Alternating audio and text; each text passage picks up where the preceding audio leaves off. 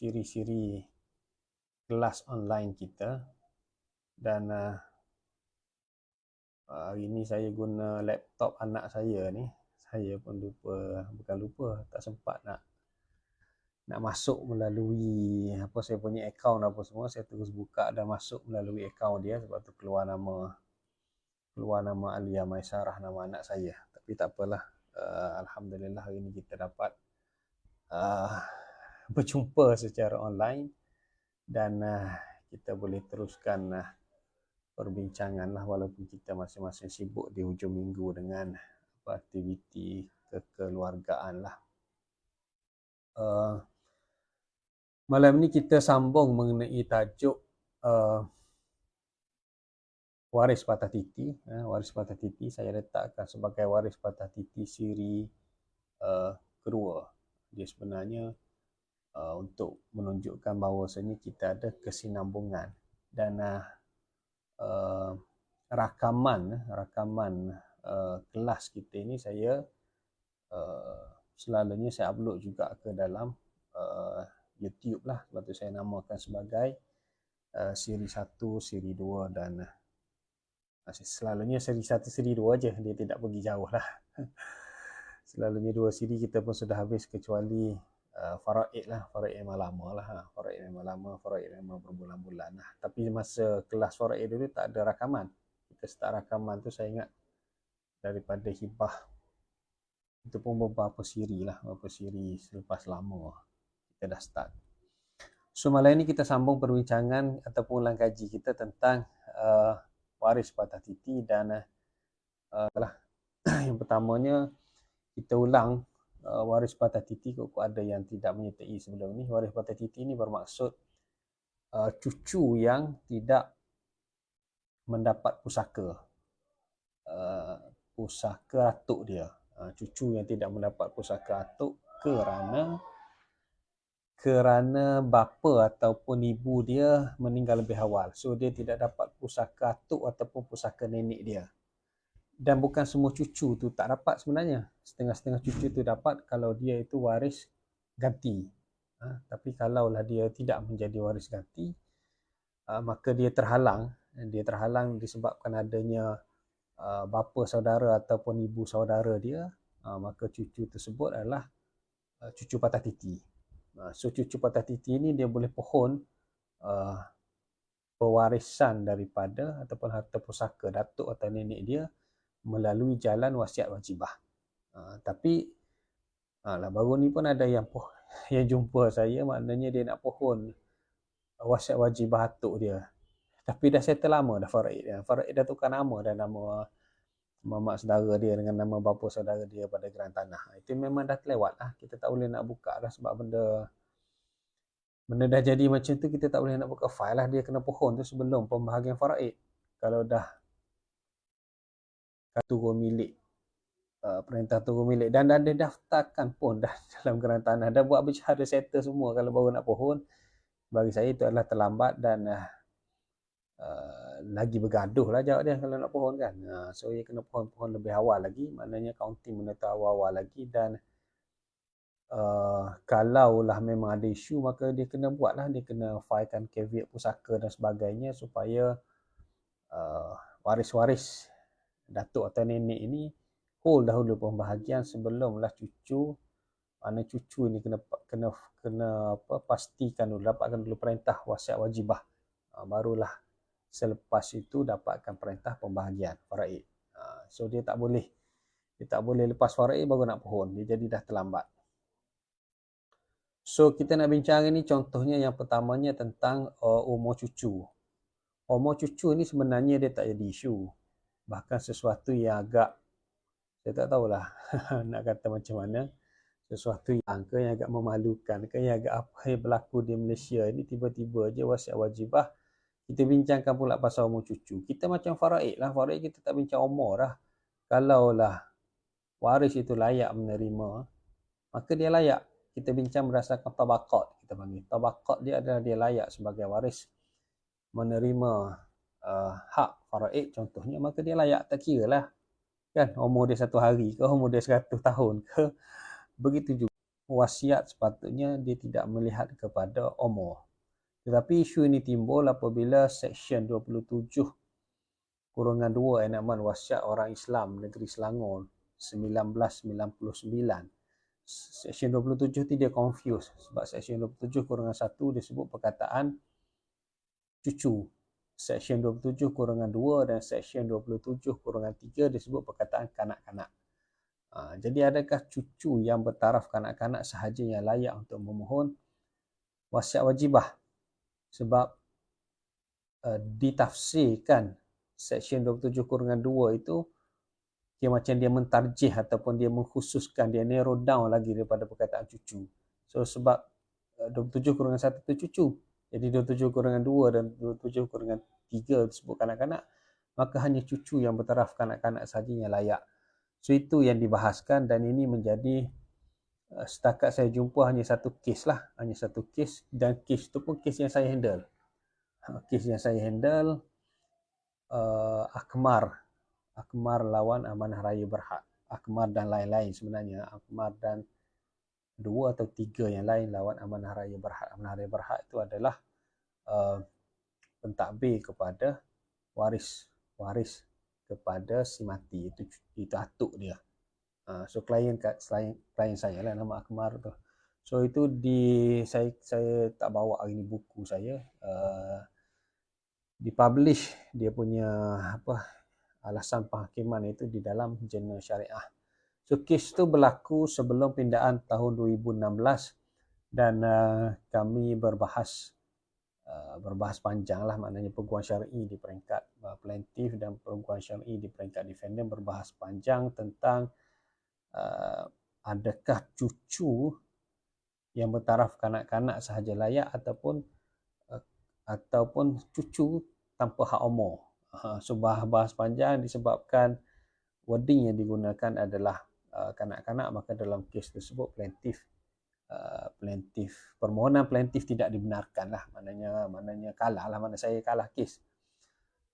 Permohonan plaintiff tidak dibenarkan dan tak apalah, klien saya tak ada isu pun, saya sudah pun menerangkan kepada mereka tentang perkara tersebut, tentang isu wording itu. So macam-macam kita bahas dekat situ. Sebab dalam versi bahasa Inggerisnya betul yang menggunakan perkataan cucu, dalam versi bahasa Melayu saja digunakan perkataan kanak-kanak. Begitu juga kita bahaskan tentang enakman wasiat orang Islam di Negeri Sembilan dan Melaka. Pada masa itu Seksyen 27 kesemuanya, klausa 1, klausa 2 dan klausa 3 menggunakan perkataan cucu, tidak menggunakan perkataan kanak-kanak. Sedangkan kita tahu 1999 itu enakman wasiat orang Islam Selangor diluluskan dan enakman wasiat orang Islam Negeri Sembilan tahun 2004, Melaka 2005. So Negeri Sembilan dan Melaka ni dia follow Selangor, tetapi Seksyen 27 dia orang betul. Dia orang tulis perkataan cucu, bukan perkataan kanak-kanak. Jadi kita kata antara yang saya hujahkan ialah, mana kami hujahkan penderafan yang dibuat oleh Selangor adalah silap draft. Maksud sebenarnya ialah cucu tanpa hak umur. Tapi hakim kata, awak kata salah. Mungkin betul. Kan? Sebab dia tulis kanak-kanak kan. Kata apa? Kita kata Negeri Sembilan dan Melaka pun tulis cucu. So dia orang ni follow Selangor. So sepatutnya cucu jugalah. Mana boleh kita sekarang bicara di Selangor, kita rujuk kepada yang Selangor lah. Saya kata dalam bahasa Inggeris dia tulis cucu, dia tak tulis kanak-kanak. Dalam versi bahasa Melayu saja dia tulis kanak-kanak. Dia kata bahasa Melayu lah bahasa kebangsaan, kita kena refer kepada bahasa Melayu. Jadi semua yang saya hujahkan tidak diterima oleh hakim. Bahkan saya tunjukkan pandangan, kita panggil State Legal Advisor. Kita dapatkan pandangan Kamar Penasihat Undang-Undang Negeri Selangor. Maka Kamar berpandangan ia sepatutnya cucu, bukan kanak-kanak.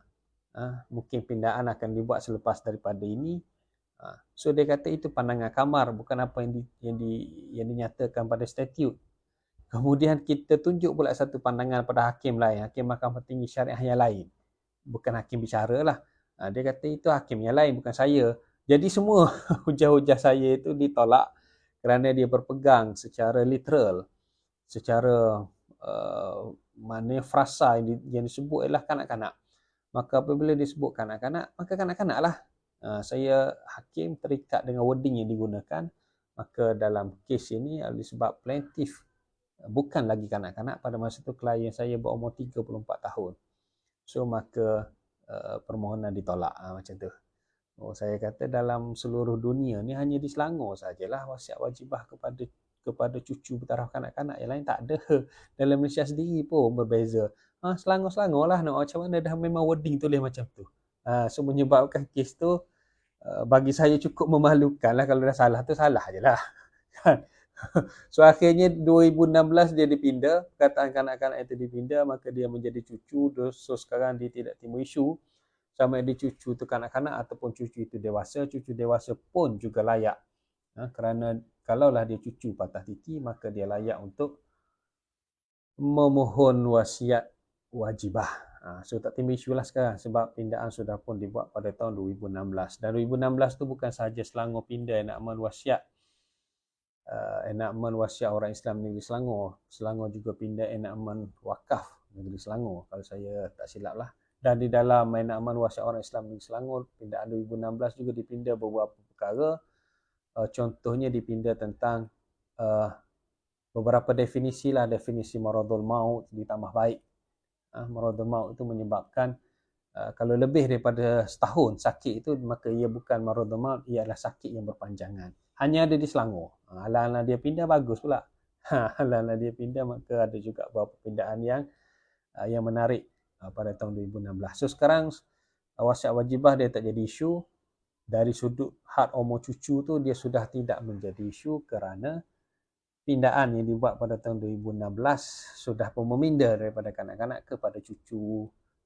So itulah klien saya, dia kalah kes dia, tetapi dia menang. You lost a battle but you win for the whole war lah. Maknanya peperangan dia tu dia kalah lah. Dia kalah sebab permohonan dia tidak dibenarkan, sebab dia melebihi umur kanak-kanak, tetapi dia telah memberi satu orang kata manfaat kepada kes-kes selepas dia. Kes-kes selepas dia maknanya tak timbul isu lah.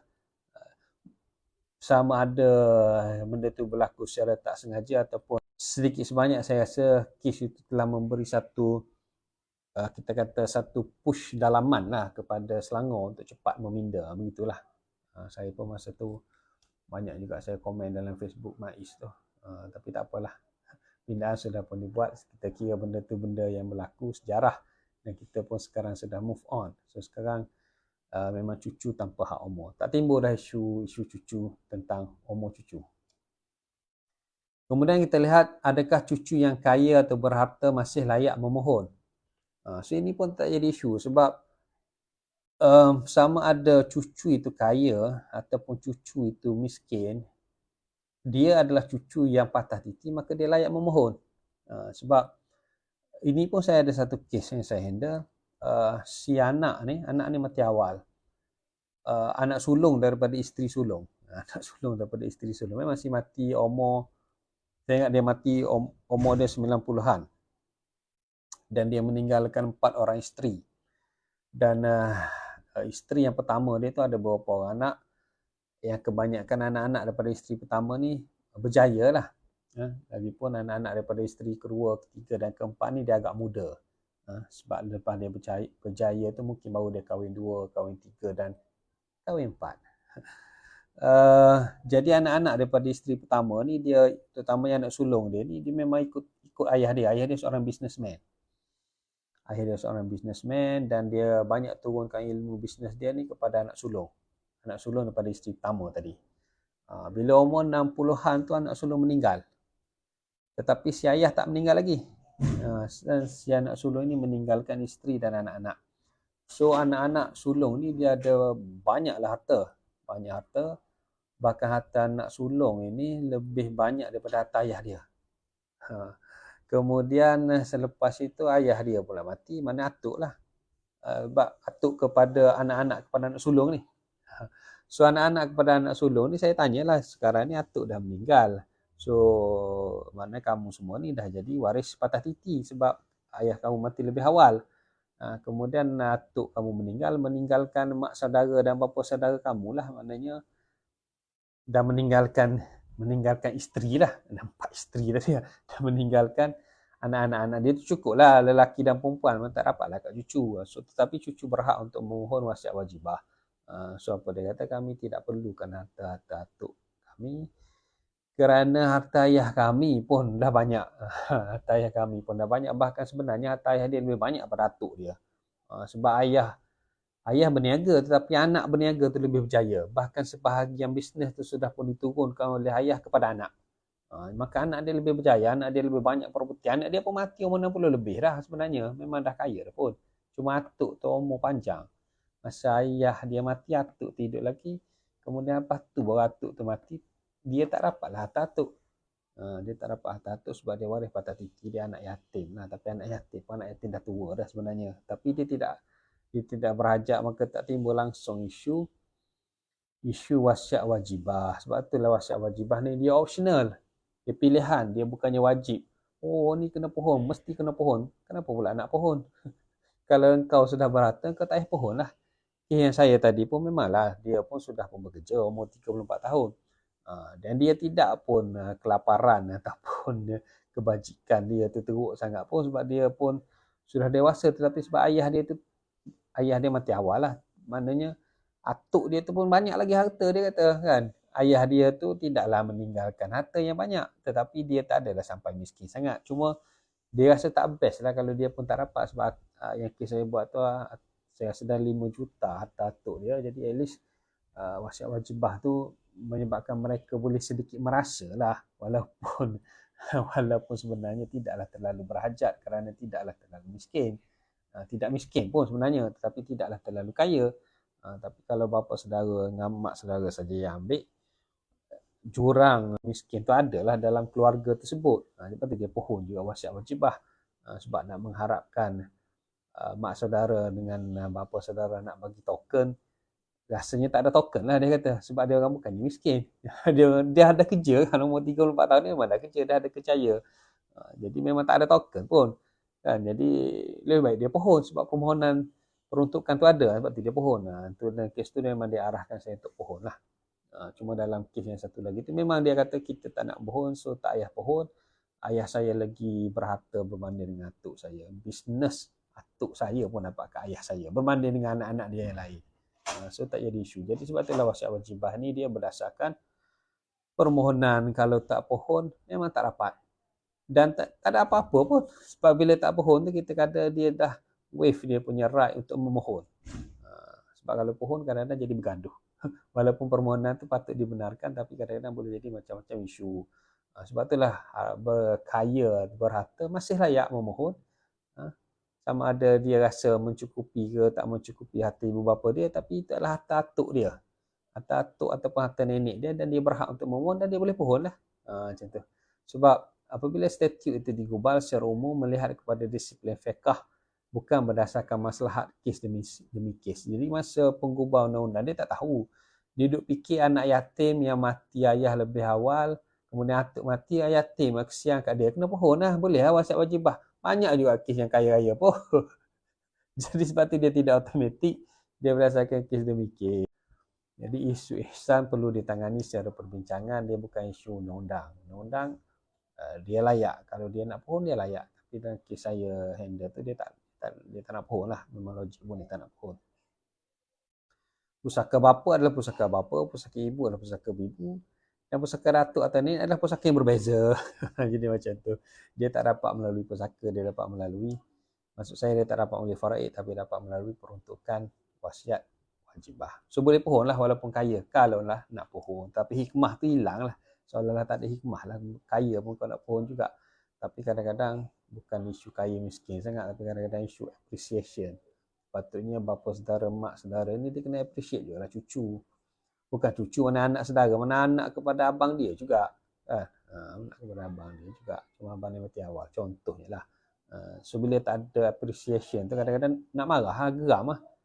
Kadang-kadang setengah kes yang saya handle tu sebab memang cucu tu pun dia, bila abang mati, so cucu-cucu ni, anak-anak saudara ni duduk dengan mak.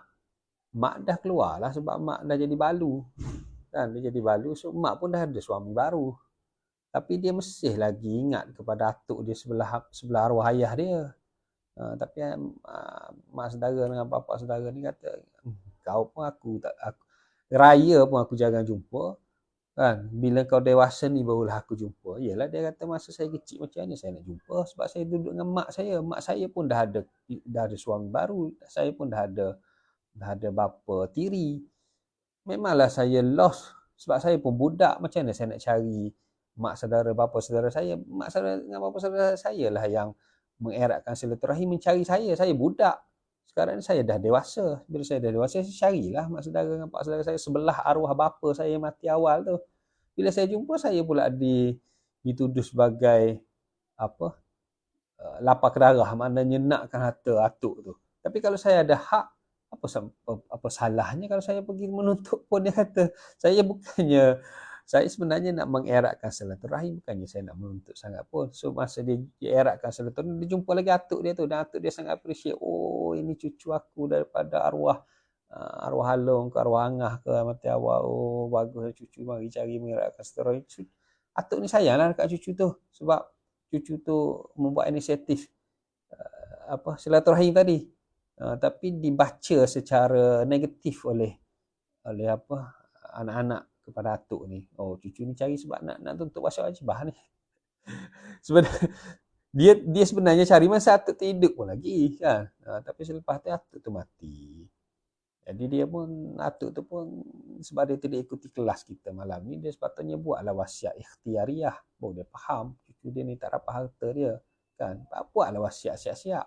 Tapi tak buat juga. So tekilan jugalah si cucu tadi. So dia juga nak pohon. Dan memang bergaduh lah dengan mak saudara dengan bapa saudara dia, sebab mak saudara dengan bapa saudara dia memang tidak sayang pun kat dia, sebab dia memang dah lost. Bila abang saya mati, maknanya anak-anak dia dah pergi ke mak dia dan tak datang-datang. Itu masalah juga. So bagi balu-balu ni yang duduk jaga anak-anak ni, jangan putuskan hubungan anak kita dengan bapa dan mak saudara dia.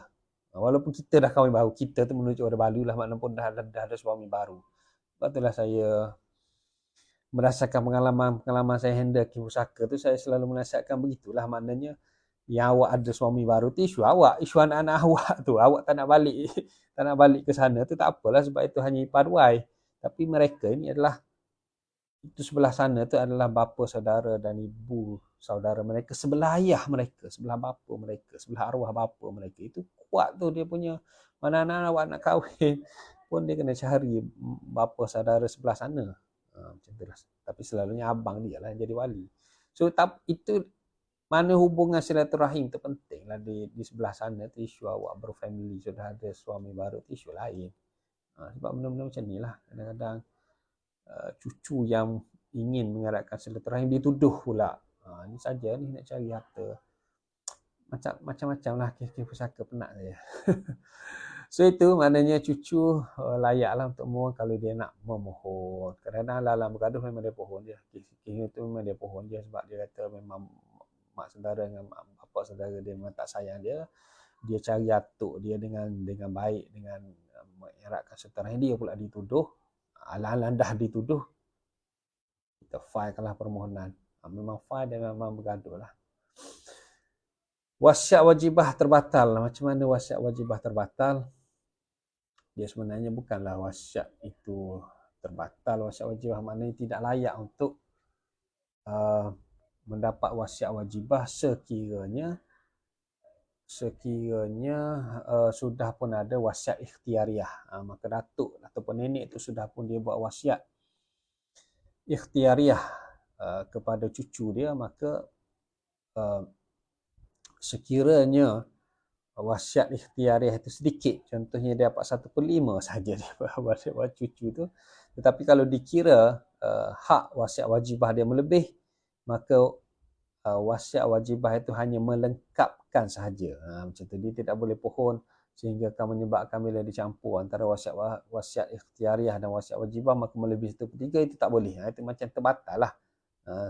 Terbatal wasiat wajibah. Sebab jika ada wasiat ikhtiariah itu prevail, cumanya wasiat wajibah tadi dia menampung sekiranya dirasakan wasiat ikhtiariah itu terlalu sedikit. Macam tu. Tapi ini saya belum jumpa kes lah. Selalunya yang pohon wasiat wajibah ni langsung dia tak ada wasiat ikhtiariah pun tak ada lah. Saya ini belum jumpa kes lagi, tapi ini memang disebut sekiranya cucu tersebut rasakan wasiat yang dia terima tu sikit, dia masih lagi boleh pohon wasiat wajibah untuk mencukupkan maksima. 1/3 tu maksima. Dia bukannya semestinya cucu tu dapat 1/3.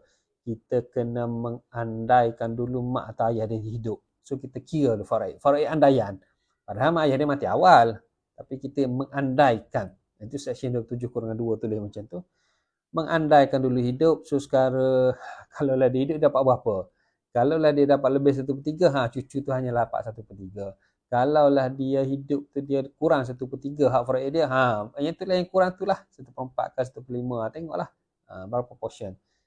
Kalau yang asobah je lah. So dia akan jadi berapa peratus. 1/3 ni maknanya 33.33%. So tidak akan lebih daripada 1/3 lah. Itu cara mengira wasiat wajibah. Seterusnya isu-isu berkaitan wasiat wajibah. Sebab kita ada 6 enakmen negeri tadi. Enakmen wasiat orang Islam negeri ada 6. Maka 2 isu yang timbul antaranya ialah sama ada cucu dari anak lelaki sahaja yang boleh pohon wasiat wajibah ataupun cucu daripada anak perempuan. Kalau kita belajar faraid, cucu daripada anak lelaki dia boleh menjadi waris ganti ataupun boleh menjadi waris ganti lah kalau diterima direct kan. Maknanya ataupun kadang-kadang dia boleh menjadi waris ganti berlainan dengan cucu daripada anak perempuan, dia adalah waris zawil arham.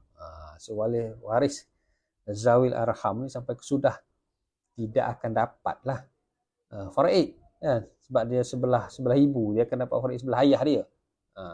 Jadi wasiat wajibah ni macam mana? Adakah cucu daripada anak lelaki saja boleh pohon ataupun cucu daripada anak perempuan pun boleh pohon wasiat wajibah? Itu satu isu. Kemudian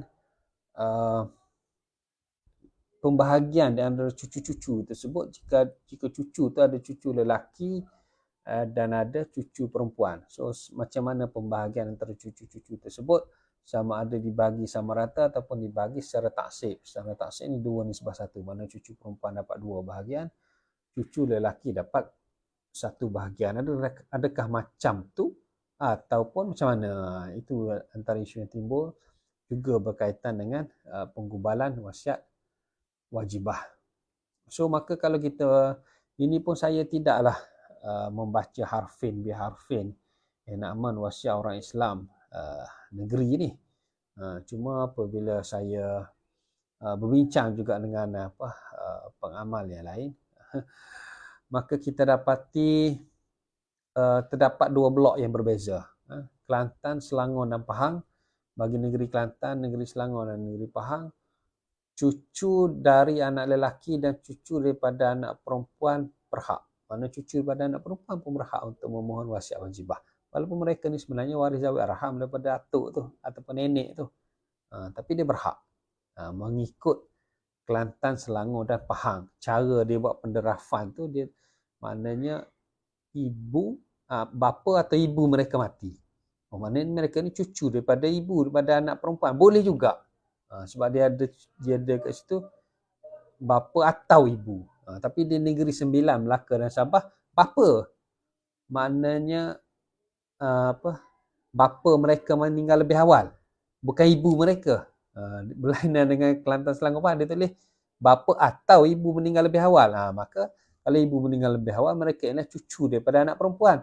Zawil arham lah tu. Tapi boleh pohon wasiat wajibah. Gitu. Bagi negeri Kelantan, Selangor dan Pahang. Tetapi tidak boleh bagi negeri Sembilan, Melaka dan Sabah. Itulah sebab wasiat wajibah ni kan dia peruntukan undang-undang. Maka siapa yang gubal tu, lain penggubal, lain cara dia. So penggubalan di Kelantan, lepas tu dia jadi 2 blok yang berbeza. Kelantan, Selangor dan Pahang 1 blok, negeri Sembilan, Melaka dan Sabah 1 blok. So di Kelantan, Selangor dan Pahang, tak kira lah cucu daripada anak lelaki ataupun cucu daripada anak perempuan, kedua-duanya boleh memohon wasiat wajibah. Kedua-dua, bukan kedua-dua orang, maknanya sama ada daripada cucu anak lelaki tu cucu perempuan. Mana zawil arham tu pun boleh pohon juga. Nombor 6 wasiat wajibah. Di 3 negeri ni. Dan sekiranya cucu itu ada cucu laki dan ada cucu perempuan, maka pembahagian itu secara taksib, maka cucu laki dapat lebih. Dapat 2 nisbah 1. Dikira macam faraid pula. Wala wasiat. Tapi itulah yang disebut di dalam Kelantan, Selangor dan Pahang. Negeri Sembilan, Melaka dan Sabah, cucu dari anak lelaki sahaja yang berhak pohon wasiat wajibah, cucu pada anak perempuan tak boleh pohon. Sebab disebut bapanya meninggal lebih awal. Dia tak sebut ibunya meninggal lebih awal. Dia draft macam tu. Bila draft macam tu, kita faham macam tu lah. Lawyer kan dia faham melalui pendrafan tu. Kenapa tak sebut ibu? Cucu pada anak lelaki je lah. Kemudian dia tidak nyatakan pula pembahagian antara cucu-cucu tu, cucu laki dan cucu perempuan tu, dia tak nyatakan dalam enactment tu. Dia silent. Jadi silent pun kita tak tahulah. Kalau dia silent maknanya kita kata sama rata pun boleh. Sebab sama rata ni adik-beradik si ibu kan. Adik-beradik si ibu dia tak kira laki perempuan. Sama rata je adik-beradik si ibu ni kan.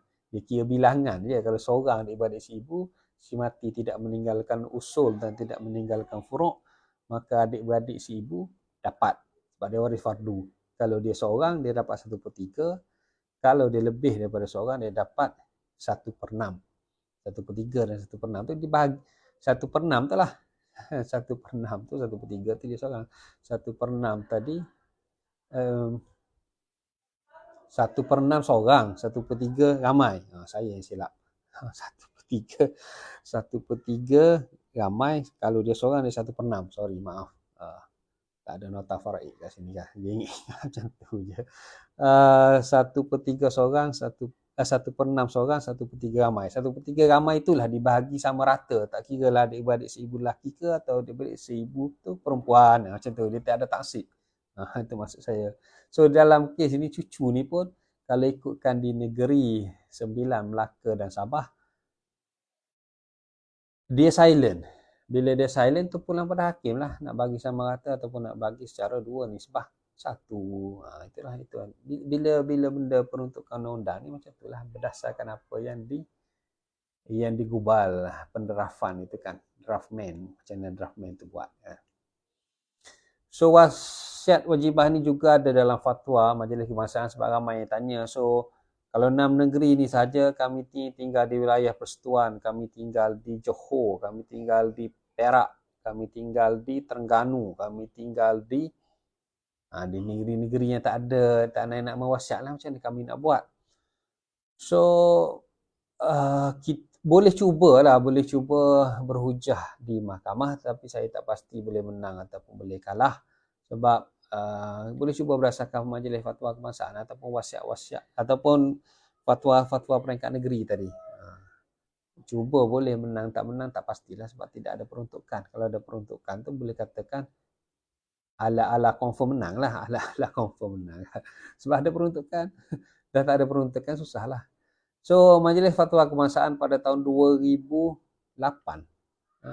2008 setahun sebelum Kelantan 2009 enactment wasiat dia. So 2008 tu dibuat satu fatwa majlis kebangsaan, wasiat wajibah itu harus dilaksanakan cucu dari anak lelaki atau cucu daripada anak perempuan. Kalau ikut fatwa kebangsaan boleh juga cucu daripada anak perempuan. Sebab tu di negeri Kelantan 2009 tu boleh daripada anak perempuan. So Selangor 2016 pun dia pindah jadi boleh. Pahang 2017 pun boleh. Masuk Sabah 2018 dia tak kira lah.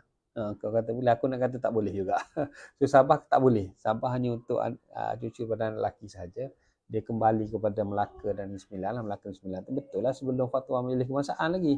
Sebab Melaka tahun 2005, Negeri Sembilan tahun 2004. So tidak melebihi kadar 1/3 itu tak ada isu. Nama pun wasiat. Cucu dan waris ke bawah. Maknanya cicit pun boleh pohon wasiat wajibah harta moyang. Macam tu. Memang susah lah nak jumpa kes sampai ke cicit. Kan? Cucu pun payah. So sesama cucu dikira secara taksib 2 nisbah 1. So majlis fatwa kebangsaan memang detail. Perbincangan tu memang detail dan keputusan pun agak detail. Sampai ke peringkat disebut secara jelas cucu daripada lelaki dan cucu perempuan dua-dua boleh pohon. Dan dikira sesama cucu itu secara taksib. Dan cucu dan waris ke bawah. Bukan cucu saja, cicit pun boleh. Kemudian isu juga ditimbulkan kepada saya ataupun ditanya kepada saya tentang jika ibu atau bapa terhalang, adakah cucu layak terima wasiat wajibah. Terhalang ni macam ni, contohnya mak ayah dia tu pun, mak ayah dia murtad lah contohnya. Mak ayah dia tu murtad, kemudian mak ayah dia tu mati awal. Tapi cucu tak murtad. Cucu tak murtad. So adakah cucu ni selepas atuk tu mati, adakah cucu ini layak menerima harta pusaka atuk? Sebab mak ayah dia ni tak layak. Sebab mak ayah dia sudah pun berlainan agama dengan atuk tu. So kalau lah mak ayah dia hidup, tak mati contohnya, mak ayah dia hidup, still mak ayah dia tak dapat sebab mak ayah dia berlainan agama. So adakah cucu yang masih lagi Islam tadi, dia tidak berlainan agama lah dengan atuk dia, cuma mak ayah dia je berlainan agama. So adakah cucu tersebut yang mana mak bapa dia tu jika diandaikan hidup pun terhalang, adakah cucu terhalang ataupun dapat? Itu ditanya pada saya. Tapi ditanya pada saya tu bukan isu mak ayah tu murtad. Dia tanya jika mak ayah tu yang bunuh, dia berbunuh-bunuhan antara mak ayah dia tu dengan datuk tu, tetapi mak ayah dia mati dulu. Mana atuk tikam mak ayah dia pun tikam si atuk tu, tetapi mak ayah dia mati dulu, menyebabkan dia jadi cucu patah titi lah sebab mak ayah dia mati dulu. Kemudian datuk mati tu kerana akibat ditikam oleh mak ayah juga, sebab mak ataupun ayah yang menikam atuk tu. Macam tu. So sebenarnya al-qatil la yarith ataupun la yarithul qatil atau kama qala, maknanya waris yang membunuh waris yang lain itu terhalang. Sekarang ni mak ayah dia tu terhalang lah sebab punca kematian si atuk tu sebab ayah dia yang bunuh atuk, contohnya macam itulah. So macam mana cucu ni, bolehkah dia pohon wasiat wajibah? Sampai ke situ saya ditanya soalan. Soalan tu ditujukan oleh pelajar universiti. Tu saya malah kerana masuk pelajar universiti law school ni, dia soalan dia agak cidik-cidik kadang-kadang. Aduh lah. Jadi ataupun dia dah buat homework menyebabkan sampai ke situ dia tanya saya. Jadi sebenarnya saya lihat peruntukan wasiat wajibah tu dia silent sebenarnya. Dia silent terhadap perkara tersebut. Silent ni bermaksud dia tak bincang benda tu. Saya tak jumpa secara khusus menyebutnya bahawasanya kalau mak ayah ini terhalang, maka cucu-cucu terhalang berpohon. Tak. Dia tak sebut macam itulah.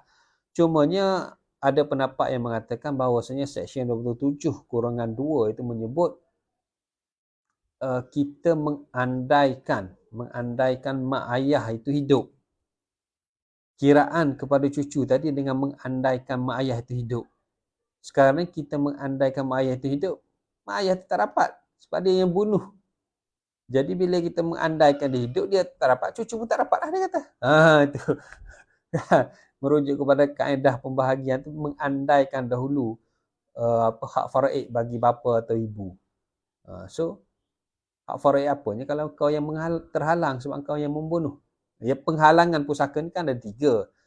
Satu tu pasal hamba lah. Hamba tu memanglah tak relevan. Satu lagi pasal membunuh. Satu lagi pasal berbeza agama. So bagi pendapat tu dia kata tak dapat lah, cucu tak boleh nak pohon wasiat wajibah sebab apabila dia andaikan bapa dia hidup, bapa dia pun tak dapat. So dia pun tak dapat lah. Macam tu. Jadi saya pun tak tahulah. Itu masih lagi boleh bahas bagi saya. Masih lagi boleh bahas kerana statute agak silent, cuma ditafsirkan Seksyen 27(2) tu mengandaikan tu, diandaikan macam tu. So saya pun tak tahulah, nak benda ni tak ada lagi case law dan ada logik jugalah kalau, tapi kesianlah kat cucu, bukan dia yang bunuh lah. Tapi dayalah sebab seksyen itu digubal sebegitu rupa menyebabkan boleh difahami bahawasanya cucu juga tidak boleh memohon wasiat wajibah apabila mak ayah mereka sendiri pun tidak layak jika diandaikan hidup. Kemudian last kalinya saya nak bahas ataupun nak bincang tentang pembahagian wasiat wajibah itu. Adakah bahagi wasiat wajibah sebelum faraid atau bersama faraid? Sebelum faraid atau bersama faraid, mula-mulanya saya tak faham juga sebenarnya. Saya pun baru faham tentang benda ni, baru tak baru juga lah. Maknanya yalah baru beberapa tahun ni lah sebab saya faham tentang wasiat wajibah ni 2010-2011 lagi, lama dah saya faham. Tapi isu tentang membahagikan wasiat wajibah sama ada sebelum faraid atau bersama faraid, saya baru faham isu ni beberapa tahun yang lepas lah. So pembahagian wasiat wajibah apabila contohnya cucu tadi dia pohon wasiat wajibah, maka permohonan dia tu dibenarkan. So macam mana kita nak bagi kepada cucu? So dekat sini dia ada dua. Ada satu pihak itu dia dia kias wasiat wajibah ini dengan wasiat ikhtiariah. So contohnya ialah kalaulah maknanya cucu itu dapat, maka kita kena bagi bahagian cucu tu dulu. Kita kena bagi bahagian cucu tu dulu secara wasiat.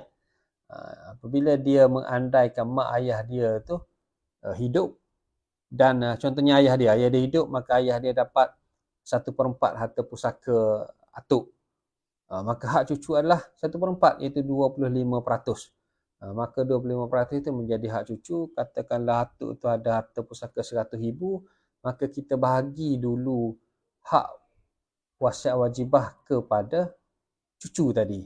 Maka 25,000 dijadikan wasiat, maka baki 75,000 tu dijadikan balik 100% untuk difaraidkan. Cucu tu tak dapatlah faraid tu. Sebab dia dapat kan wasiat wajibah. Jadi dapatlah dekat isteri 1/8, itu 1/8 daripada 75,000 dapatkan isteri tu. Iaitu nenek tu lah. Jadi sikitlah bahagian nenek kerana dia mendapat 1/8 daripada 75,000 kerana diberikan dulu hak wasiat. Sebab kalau kita belajar tentang tertib pembahagian harta peninggalan itu, mula-mula dia tolak hutang, lepas jenazah tolak hutang, tolak harta pencarian, tolak wasiat, maka tolaklah wasiat wajibah. Wasiat wajibah dia 25,000. Tolak dulu wasiat wajibah. So lepas tu barulah difaraidkan. Faraidkan antara 175,000 lah, sebab itu baki dia. So isteri dapat 1/8 daripada 75,000. Itu maksud dia wasiat wajibah sebelum faraid, sebab dia kira adanya wasiat. Dia kiaskan seperti mana adanya wasiat ikhtiariah. Tapi satu lagi dia kata memang tak ada pun wasiat. So bila tak ada wasiat 100,000 itulah kita faraid. Bila kita 100,000 itu faraid, maka isteri dapat 1/8 daripada 100,000. Bila isteri dapat 1/8 daripada 100,000, banyaklah sikit bagi isteri 1/8 daripada 100,000, maknanya 12,500 berbanding dengan tadi. Tadi 1/8 daripada 75,000 dan 9,000 lebih-lebih, 9,200 lebih-lebih. Jadi bahagian untuk cucu tu dikira bersekali dengan faraid tu. Sebab kita mengandaikan dulu ayah dia hidup. Ayah dia pun dapatlah 1/4 daripada 100,000. 1/4 tu dibagikanlah. Dibagi kepada cucu-cucu tu. So itu menjadi pertikaian, bahkan menjadi khilaf antara kami pengamal undang-undang ni, saya dengan rakan-rakan saya bukan syar'i yang lain. Saya sebenarnya bersetuju wasiat wajibah itu diberi awal, sebab bagi saya itu adalah wasiat. Maka wasiat dapatlah, sama ada isteri dapat sikit atau isteri dapat banyak, itu bukan masalah kita. Masalahnya wasiat. Wasiat jalan dulu, faraid datang kemudian. Kita tak boleh bersekali, sebab saya melihat kepada ruh ilmu faraid. Sebab kalaulah wasiat wajibah datang bersekali dengan faraid, kita punya perintah faraid itu jadi pening. Tiba-tiba cucunya Hirman pun ada kita masuk sekali dalam faraid. Sedangkan dia sudah pun terhalang kerana si mati sudah pun ada anak lelaki dan anak perempuan, dia dapat juga ke cucu.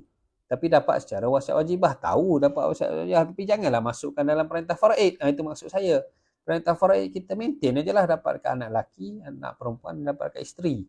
Itu maksud saya. Maknanya kita mengiktiraf dulu pembahagian kepada cucu patah titi tadi melalui permohonan Seksyen 27 tadi. So dia bagi dulu bahagian dia. Contohnya kita kata bahagian dia adalah 1/4 daripada harta pusaka. Okey, tak apalah, dapatlah 25,000. Pokok dia tu bagilah. Taksib ke sama rata ke. Itu mengikut pandangan negeri-negeri lah. Tapi pusakanya adalah 75,000 lah, sebab itu yang bersih. Kan kita dah belajar tentang faraid adalah ilmu, adalah harta yang bersih setelah ditolak wasiat. Itulah yang saya pegang. Sampai sudah saya pegang. Sampai ke tahun ni pun saya pegang macam tu juga, sehingga beberapa bulan lepas barulah saya sedikit mengendor pandangan saya apabila saya berbincang secara direct dengan Yang Arif Yang Arif Tuan Salehan, Hakim Mahkamah Tinggi Selangor. Saya jumpa direct dengan dia. Saya bertentang mata dengan dia sambil bersarapan pagi di program tertutup lah. Sambil makan nasi lemak. Bukan pagi dah, masa saya ingat dekat pukul 11 dah aku makan nasi lemak. Maka saya menyatakan pandangan saya. So pandangan saya tu sebenarnya adalah pandangan yang sebenarnya bukan saya je khilaf dengan rakan bijaksana saya yang lain, tetapi ini adalah khilaf di peringkat dunia antara ulama-ulama Mesir dengan ulama-ulama Syria. Yang mana ulama Mesir dia kata wasiat dikira berasingan, tetapi ulama di Syria dia kata sekaligus. Sebab memang tak ada wasiat pun, kita yang cipta wasiat wajibah, maka dia bersekali. Kerana waris fardu isteri tadi dia kena dapat hak faraid dia. Hak faraid dia 1/8/100,000. Itu faraidnya. Kita je kata tiba-tiba adalah wasiat wajibah, kita andaikan pula. So lainlah cara kira dia kata. Tu di Syria. Jadi apabila saya bincang dengan apa yang Arif ni, dia kata kita bukan masalah Mesir, masalah Syria. Kami hakim ni, kami melihat kepada peruntukan undang-undang. Kami bukan buat undang-undang, kami diikat oleh undang-undang. Cuba baca seksyen 27/2, dia kata. Cuba baca seksyen 27/2. Sanggup je lah saya kan, sanggup makan nasi lemak kan, kena sembih kat hakim. Baca seksyen 27/2, kalau yang tak baca berkali-kali, maka yang saya fahamnya ialah kita mengandaikan. Bila kita mengandaikan hidup, maka kita kena kira bersekali lah faraid dia, sebab seksyen tu sebut macam tu. Jadi saya tak ada pilihan lain berdasarkan apa yang saya faham. Maka saya pun mengeluarkan perintah-perintah faraid di bawah saya di Selangor ini dengan cara bersekali. Itulah. So sebab tu saya buat dalam nota saya tu dikira seperti wasiat ikhtiariah itu dan diamalkan di Mesir. Sebenarnya Mesir dulu buat wasiat qanuniyah ni, wasiat wajibah tahun 1946. Tapi apabila benda ni develop, dia bercanggah pula. Sama-sama ulama dunia pun bercanggah. Tapi bukan isu bercanggah kita nak pilih yang mana kata dia, tapi sebab kita ni hakim, kita ikut apa yang peruntukan undang-undang lah. So saya baca seksyen 27/2 tu, saya baca seksyen tu menyebabkan saya perlu mengeluarkan perintah wasiat wajibah bersekali dengan faraid, sebab saya baca seksyen tu begitu. Bukan saya nak bahas isu ulama tu kan, ulama Mesir, ulama Syria, saya tinggalkan benda tu sebab saya betul-betul melihat peruntukan. Saya melihat juga peruntukan tu sebenarnya seksyen 27/2, tapi saya tak bahas lah depan Yang Arif. Saya cuma nak memahami kenapa Yang Arif mengeluarkan perintah sebegitu. Jadi tak apalah, sebab dia baca 27/2 sebegitu, maka dia bersekali, dan bersekali inilah dia yang diamalkan di Selangor. Saya tak tahu negeri-negeri lain sebab saya tak jumpa perintah wasiat wajibah. Mungkin rakan-rakan yang lain boleh tunjukkan selepas ini kepada saya, ataupun boleh share juga supaya lebih ramai yang melihat perintah-perintah wasiat wajibah ini, supaya kita boleh faham lah. Sebenarnya wasiat wajibah ni kita ada seorang pakar pensyarah di UNIZA, Universiti Islam Sultan Zainal Abidin Terengganu. Sebab apa saya kata dia pakar? Pertamanya dia tulis buku yang agak tebal tentang wasiat wajibah, dan dia bahas benda ni dalam buku dia. Selepas saya baca buku dia tu, baru saya tahu, alamak, ada pula benda ni rupanya. Bagi sebelum ke bagi bersama, sebelum saya baca buku dia, saya tak tahu, saya tak faham benda tu. Buku dia agak detail, kerana itu adalah tesis master. Nama ustaz pun saya tak ingat, saya kena check balik. Dia ada buku dia, orang Terengganu patut boleh ni lah, boleh carilah ustaz tu. Kita punya presiden doa faraid, kenal ustaz tu, ustaz saya dikenal lah sebab dia orang Terengganu lah. Geng-geng dia. Ustaz Ayah Wen Solah pun kenal lah kot. Dia tulis buku tentang wasiat wajibah, dan saya dapat ilmu ni daripada dia lah, daripada buku yang saya baca tu lah. Saya tak jumpa lagi ustaz tu, tapi mana saya celek tentang beza wasiat wajibah dibahagi sebelum ataupun beza wasiat wajibah ni bersama faraid itu, saya faham selepas saya baca buku tersebut, dan baru saya faham ini adalah satu isu dunia. Dan barulah saya selepas itu diberi peluang untuk berjumpa pula dengan Yang Arif Tuan Salehan tadi. Dan kita pun ada bincang di peringkat JKSM pun ada bincang tentang benda ni, tapi belum diputuskan apa-apa lah, sebab dia adalah kes-kes minoriti kan. Wasiat wajibah ni masih lagi kes minoriti, dan dia tidak top, dia tidak hangat. Jadi JKSM meletakkan prioriti yang kurang. JKSM nak tackle isu-isu lain yang lebih banyak lah, isu perceraian, isu hadanah, dan isu-isu yang lain lah. So ini pun saya sebut dalam Facebook saya beberapa hari lepas lah, tentang beza wasiat wajibah sebelum faraid ataupun bersama faraid. Oh, saya tak share screen tadi ya. Oh, sorry. So saya ingat itu saja perbincangan kita pada malam ini, dan apa yang saya bincang tadi sebenarnya boleh dilihat pada nota tu lah. Saya lupa nak share screen tadi sebab ialah pinjam laptop anak kan, dia jadi macam-macam lah bila kita tidak familiar. Apa yang baik datangnya daripada Allah Subhanahu Wa Taala, apa yang kurang itu kerana kelemahan saya. Sebarang pindahan nama bermula dari mana dan siapa yang mulakan. Itu adalah selalunya daripada Majlis Agama Islam Negeri lah. Majlis Agama Islam Negeri akan suggest kepada ahli Dewan Undangan Negeri, wakil rakyat. Selalunya datang pada 99 memang tidak layak, tapi 2016 dipindah menjadikan dia layak daripada Peguam Syar'i ni, Ahmad Zahiri. So dia pindah 2016, mereka pindah. Betul lah tu. Yang Ahmad Zahiri tu dia dalam nota tu. So saya ingat itu saja untuk malam ini. Apa yang baik datang dari Allah Subhanahu Wa Taala, apa yang kurang itu kerana kelemahan saya. Dia lebih baik apa yang saya bagi nota tu terus saja di print. Kalau saya tak share screen pun boleh lihat nota saya itulah.